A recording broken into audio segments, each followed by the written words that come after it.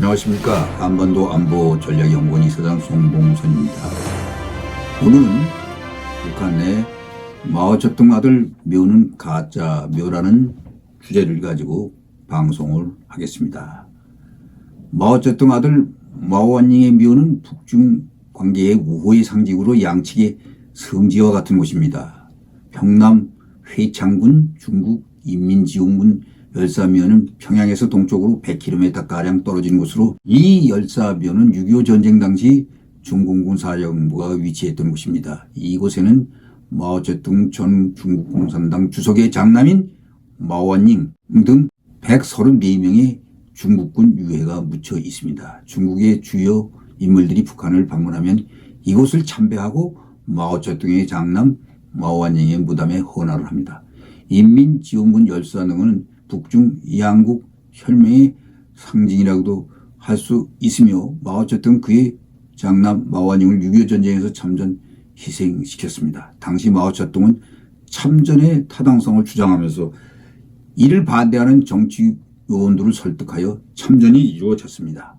마오쩌둥이 중국군의 참전 결정에 대해 압록강 전선이 무너지면 중국 공산당 존재가 위험함을 인식한다면서 마오쩌둥 당시 중국의 어느 누구보다도 북한을 중시하였습니다. 이는 마오쩌둥이 아직 북한 정권이 창건하기 이전인 1945년과 1948년 시기에 만주 지역에서 국공내전 시기 난관에 빠진 중국 공산당의 군수품과 보급로를 지원한 보훈의 결과이기도 합니다. 당시 김일성 소련의 지원을 받던 어려운 시기에도 불구하고 중국 공산당을 지원한 것은 한일 시기 공동투쟁 인맥 경속 이념적 공통성, 그리고 국민당이 미국의 지원을 받는 관계로 국민당은 공동의 적이기 때문에 함께 퇴치해야 한다는 운명에 있었기 때문입니다. 1910월 8일 중국 공산당 중앙군사의 마오쩌둥은 지급전부로 중국 인민의용군 설립에 관한 명령을 발표했습니다. 이후 1950년 10월 13일 중국은 정치국 회의에서 한국 참전에 대한 결정을 재확인했습니다. 마오완닝은 1922년생으로 마오쩌둥과 두 번째 부인 양카이 이휘 사이에서 태어난 큰아들로 후난성 장사에서 태어났습니다.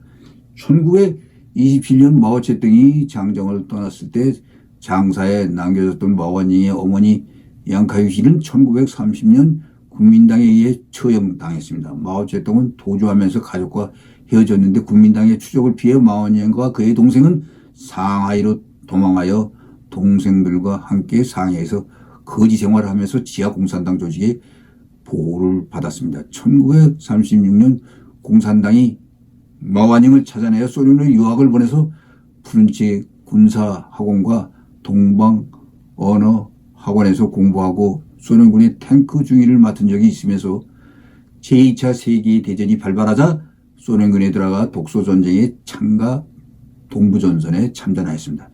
전쟁이 끝나고 중국으로 돌아와 1949년 결혼하였습니다. 항일전쟁이 끝난 시기에 연안에서 토지개혁 등의 일을 하고 북경기계공장에서 당위원회 부서기 일을 맡았었습니다. 1950년 한국전쟁이 발발하자 그해 10월 마오쩌둥 지시로 중국인민군이 결성된 바 마오완닝은 이 부대를 지원하여 중국 참전군 사령관 팽덕화이의 러시아 통역군으로 팽덕화이와 함께 압록강을 건넜었습니다. 6.25 전쟁 참전 시 중국 총사령부는 평안북도 대동에 있는 금강에 위치해 있었으며 두 개 큰 사이에 있는 골짜기에 있었습니다. 마오완닝이 북에 돌아온 지 2, 3주 가량 된 시기였습니다. 1950년 11월 25일 전날 미군 정찰기가 대이동 상공을 선회한 적이 있어 사령부 지휘관 모든 인원에 대해 서둘러 아침 식사를 마치고 대피하도록 팽덕화이가 지시한 직후 오전 10시 공습경보와 함께 미군 전투기 4대가 구름을 뚫고 대이동에 내편탄 폭격을 하였습니다. 당시 마오완닝은 작전체의 가오이를 시인 참모와 함께 사령부 건물에 있다가 화를 입었습니다. 당시 마오완닝은 늦잠을 잔 탓에 아침 식사를 못해 시정기를 늦게 되다 미군 전투기가 사령부 건물 위를 지나치자 방심해 사무실로 들어갔다가 화를 당한 것으로 사료는 전하고 있습니다. 팽덕화이는 시간이 날 때마다 집무실로 쓰는 목조과학에서 5만 번의 작전 지도를 보는 습관이 있었습니다. 이를 불안히 여긴 조선 참전군 부사령관 홍학진은 백록하에 몰래 지도들을 동굴 황궁으로 옮기고 그것에서 작전 회의를 요청했습니다. 목조과학에는 당직을 서는 거리신과 마원닝이 남게 되었습니다. 백록하이가 방공으로 들어간 지 얼마 안 되자 몇 대의 미군기가 총사령부 상공을 스쳐 지나가는데 많은 은백색의 번쩍이는 물건들이 떨어지고 굉무와 함께 불길이 치솟아 올랐습니다. 팽의 집무실은 순식간에 불바다로 변해버리고 말았습니다. 마원인과 가루신 구분할 수 없을 정도로 타버렸습니다. 얼마 후 백록하이가 기국하에 직접 상황을 마오쩌둥이 설명하자 다음과 같이 말했습니다. 안닝은 이제 만 28살로 자기의 책임을 다했다고 했습니다. 마오쩌둥 혁명전쟁은 반드시 대가를 지불해야 하는 것이다. 국제주의를 위하고 침략자들을 반격하기 위해 중국 인민을 가장 우수한 자녀로 지원군을 편성하여 북한에 출땡시켜 미국에 대항하고 북한을 돕고 국가를 부여하다가 많은 우수한 병사들을 희생시키게 되었다라고 주장을 하면서 안영의 유해는 북조선에 묻어 우리와 북조선 군민들이 고락을 함께하는 혁명 정신을 구현하고 우리 중국과 북조선 양국 국민의 우위는 혁명 열사들의 선열로 맺어진 것이라는 것을 설명해야 한다고 하였습니다. 마오쩌둥은 마오닝처의 간청에도 불구하고 마오닝의 시신을 중국으로 송환하는 것을 거부하였고 36만 명에 달하는 전사자들의 유해 송환 문제도 일단락 되어버렸습니다. 마오쩌둥은 자신의 장남 마오닝의 전사에 대해 이를 대독전에 참전했다가 독일군에 항복했던 스탈린의 아들과 비교하면서 한국전 전사를 매우 자랑스러워했다고 합니다.